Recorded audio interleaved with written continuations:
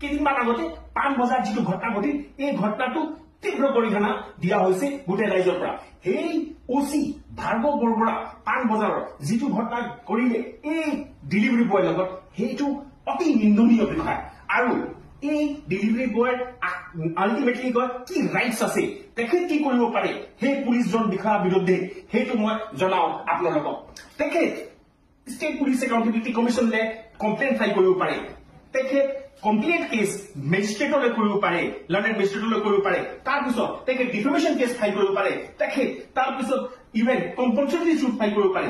যিহেতু তেখেতৰ নিজৰ এটা সন্মান আছে আৰু এই ঘটনাটো পোহৰলৈ আহি গল। যিহেতু ছোৱালী কেইজনীমান ভিডিঅ' বনাই আছিল, আমি দেখা পাইছো সেই ভিডিঅ'টো যে আৰক্ষীয়ে সেই ছোৱালী তেখেতৰ ওচৰত ভয় পলাই তেখেতক ৰখাব চেষ্টা কৰিছে যে তই ভিডিঅ' নবনাব যায় এনেকুৱা কৈছে। কিন্তু কথাটো হল যে আজিতো ভিডিঅ' বনি গল বুলিয়ে গম পালো আৰু তেখেতক তেখেত নিজৰ ৰাইটটো এইটো কৰিব আৰু তেখেত ন্যায়টো কি জানি পাব যদি ন্যায় লব যায় কোৰ্টলৈ। কিন্তু এনেকুৱা ঘটনা বহুতবাৰ ঘটে, সেইটো কোৱা নহয়, তাৰ মানে এইটো নহয় গোটেই পুলিচ বেয়া নহয়, অসম পুলিচ বহুত ভাল, কিন্তু তাতে কেইজনমান তেনেকুৱা মাজত আহি যায় যতে এনেকুৱা ঘটনাবিলাক ঘটে।